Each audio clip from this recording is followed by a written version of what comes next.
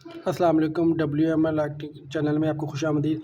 ये हमारे सामने एक 8 लीटर का इंस्टेंट वाटर गीज़र है, ये ऑन नहीं हो रहा, तो इसको हमने सर्विस भी करना है, चेक भी करना है, इसलिए हम ये दो पाइपलाइन को खोल लेंगे। ये इनलेट ठंडे पानी की पाइपलाइन है और ये आउटलेट गर्म पानी की पाइपलाइन। ये देखें, ये गीज़र है, तो हम इसको यहाँ से खोलते हैं। खोल के ये गैस का पाइप अलग कर लेते हैं जो लगा हुआ है, गैस को अलग करके इसको नीचे उतारते हैं, इसको सर्विस करते हैं और चेक करते हैं इसमें क्या फॉल्ट। गाइस, ये हमारे सामने 8 लीटर का इंस्टेंट वाटर गीज़र है। ये टिक टिक भी नहीं कर रहा था, ऑन ही नहीं हो रहा था, जबकि पिछले सीज़न में ये बिल्कुल ठीक चल रहा था। सबसे पहले हमने इसकी तीनों नाब्स उतारी। नाब्स उतारने के बाद यहाँ पे नीचे 2 स्क्रू होते हैं, एक स्क्रू ये है और दूसरा स्क्रू ये है। 2 स्क्रू नीचे और 2 ही ऊपर है। चारों स्क्रू को खोल के ऊपर वाला कवर उतार लिया। ये आपके सामने पूरे गीज़र के इंटरफेस है। सबसे पहले जो होता है ना, सबसे कॉमन फॉल्ट जो आता है वो आपके सेल का इशू ही होता है कि 3 वोल्ट सप्लाई गीज़र को नहीं मिल रही होती और ये जो इसकी मेन पावर किट है ये गीज़र को ऑन नहीं करती। सबसे पहले हमने इसके सेल चेक करने हैं।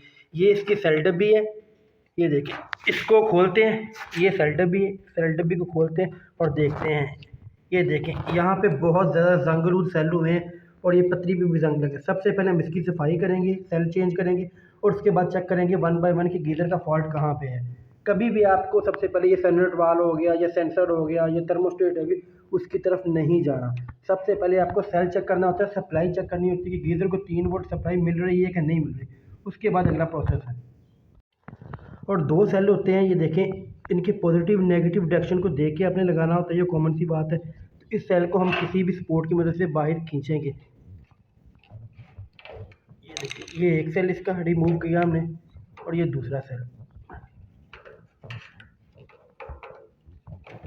अब चाहें अपनी आसानी के लिए तो ये 2 स्क्रू लगे होते हैं सेल डब्बी के, जिसकी वजह से सेल डब्बी हैंग की होती है। इन दोनों स्क्रू को खोल कर आप इसको बाहर भी निकाल सकते हैं अपनी आसानी के लिए, वरना इसी तरह सेल निकाल लें। ये दोनों को जंग लगा हुआ है, इसको हम साफ़ करके लगा के देखते हैं। अगर ना लगे तो सेल नहीं चेंज करेंगे। इसको साफ़ करते हैं। ये रेगमाल है, कोई भी रेगमाल आप ले सकते हैं। रेगमाल से सेल को साफ़ करते हैं। ये देखिए, सेलों का बुरा असर हुआ था। ये सेल चलने के साथ साथ ज़मीन की वजह से ख़राब हो जाते हैं। ये दोनों सेल जो 3 वोल्ट जो है DC सप्लाई मुहैया करते हैं इंस्टेंट गीज़र की पावर किट के लिए। 1.5 वोल्ट का एक सेल होता है, यहाँ पे लिखा हुआ है, ये देखिए, DC 1.5 वोल्ट। ये 1.5 वोल्ट का एक सेल होता है और 2 सेल 3 वोल्ट DC बनाते हैं। अगर ये सेल नहीं तो इसकी जगह पे आपको चार्जर भी लगा सकते हैं मोबाइल फ़ोन का। चार्जर को कैसे लगाते हैं वो भी इंशाल्लाह आपको अगली वीडियो में बताएँगे। हमने इसकी सेल डब्बी के 2 स्क्रू खोलने हैं और खोल के इसको बाहर निकालना। सबसे पहले इसको 2 वायर्स लगी होती हैं, ये एक वायर ऊपर होती है और एक वायर इसके नीचे होती है 3 वोल्ट के लिए। इन दोनों वायर्स को आपके कलर कोटिंग देख लेनी ताकि उल्ट डायरेक्शन में ना लगे, ठीक है। उसके बाद आपने इसके सेल डब्बी को यहाँ से 2 स्क्रू खोल के अलग कर लेना और इसके सेल डब्बी को सारा साफ़ करना है।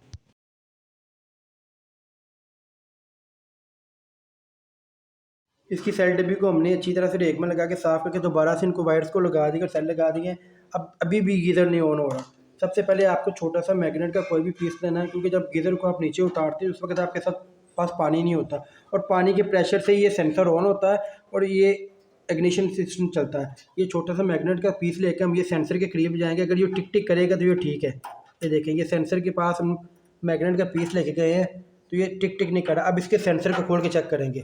सबसे पहले सेल डब्बी को ओके किया, फिर सेंसर को चेक करते हैं खोल के। उसके बाद ये ठंडे पानी वाली लाइन के अंदर एक मैग्नेट सेंसर होता है जो पानी की से ऊपर नीचे हरकत करता है, उसको खोल के निकालेंगे। तो यहाँ के ऊपर इसके 2 स्क्रू लगे होते हैं। कुछ सेंसर में 1 स्क्रू होता है और कुछ में 2 स्क्रू होते हैं। 2 तरह के सेंसर होते हैं। हम इन दोनों स्क्रू को स्क्रू ड्राइवर की मदद से खोलते हैं और सेंसर को इनलेट पाइप से पीछे हटाते हैं।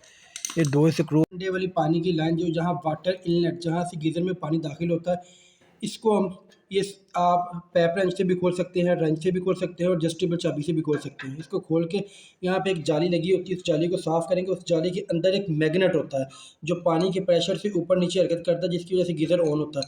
उसको खोल के निकालते हैं और आपको खोलने का तरीका दिखाते हैं।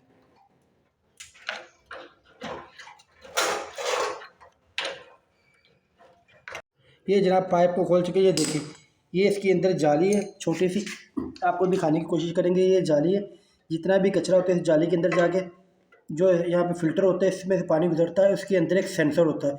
उस सेंसर का ही मेन काम होता है कि गीज़र को सेंस करना, और सेंस मैग्नेट सेंसर को ऑन करता है। जो सेंसर होता है वो सेंसर हमने ये निकालना है, ये सेंसर है। ये सेंसर पानी वाली इनलेट के ऊपर लगा होता है। ये दो फार्म में होता है, एक तो ये गोल रिंग वाला होता है और दो स्क्रू इसके होते हैं।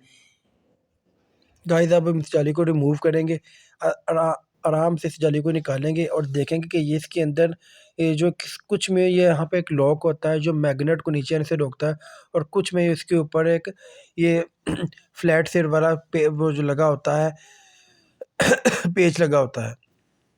इस पेज को हम स्क्रू ड्राइवर की मदद से रिमूव करते हैं। इसका मेन मकसद यही होता है कि ये मैग्नेट को बाहर गिरने से या बाहर आने से रोकता है। तो कुछ में लॉक होता है गीज़र में और कुछ में ये लगा होता है। तो हम इसके जो स्क्रू ड्राइवर की मदद से इसको खोलते हैं और मैग्नेट को बाहर निकालते हैं। मेन मकसद ये मैग्नेट है। मैग्नेट को रेगमाल की तरह मदद से अच्छी तरह साफ़ करते हैं। साफ़ करने के बाद हम इसको दोबारा लगाएंगे और ये इसके सेंसर के करीब लाएंगे। ये दो चीज़ है मेन इंस्टेंट गीज़र में, एक ये मैग्नेट होता है, ये पानी की इनलेट पाइप के अंदर पानी की मदद से हरकत करता है, और बाहर ये सेंसर होता है, इसको सेंस करके आगे ये सप्लाई भेजता है। तो इसका जो मदरबोर्ड है इसको ऑन करता है। तो ये दो मेजर फंक्शंस होते हैं इंस्टेंट वाटर गीज़र में। ये इंस्टेंट गीज़र के दो बर्नर होते हैं, ये बर्नर और एक ये बर्नर। ये जो होता है इसका सेंसर होता है, इससे सिर्फ सेंस करके ये किट को भेजता है कि यहाँ पे बर्नर को ऑन करना है। आप जब सर्विस कर रहे हो तो इन दोनों स्क्रू को खोलकर इन बर्नर को रेगमाल की मदद से साफ़ कर दे। इसी वजह से भी इग्निशन आग नहीं पकड़ती और गीज़र ऑन नहीं होता। ये इंस्टेंट गीज़र की जो पावर किट है जिसको मदरबोर्ड पे कहते हैं, ये इसकी मुख्तलिफ वायर्स हैं। इसको हमने बाहर निकाल दिया है चेक करने के लिए। इसको हमने 3 वोल्ट जो अडॉप्टर जो है वो मोबाइल का चार्जर लगाया है। ये देखिए मोबाइल का चार्जर लगा है। अब इस किट को हम चेक करते हैं इसके यहाँ पे कोई भी चीज़ की टेस्ट की मदद से चार्ज करके देखते हैं कि टिक टिक करती है या नहीं। ये देखिए,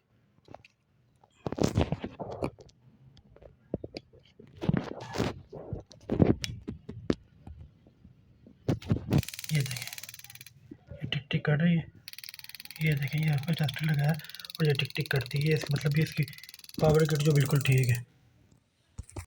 पावर किट को टेस्ट करने के बाद हमने इसको गीज़र में दोबारा इंस्टॉल कर दिया।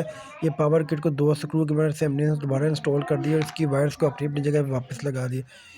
ये जनाब इसकी सेल डब्बी की जो 2 टर्मिनल उनको लॉक करके हम इसको मोबाइल चार्जर की मदद से टेस्ट कर रहे हैं, क्योंकि ये सेल काम नहीं कर रहे थे। ये सामने सेंसर है, इसको 2 स्क्रू की मदद से कस दिया और वायर्स को लगा दिया। अब जो मोबाइल का चार्जर जो इसको सप्लाई दे के एक छोटे से मैग्नेट की मदद से हम इसको टेस्ट करेंगे कि ये गीज़र टिक टिक करता है या नहीं। ये आपके सामने देखिए, ये बर्नर में नीचे टिक टिक हो रही है, और ये और जैसे हम मैग्नेट सेंसर को करीब लाते हैं तो ये टिक टिक करता है और साइलेंट वाल्व भी ऑन होता है। हमारा ये गीज़र बिल्कुल ठीक है।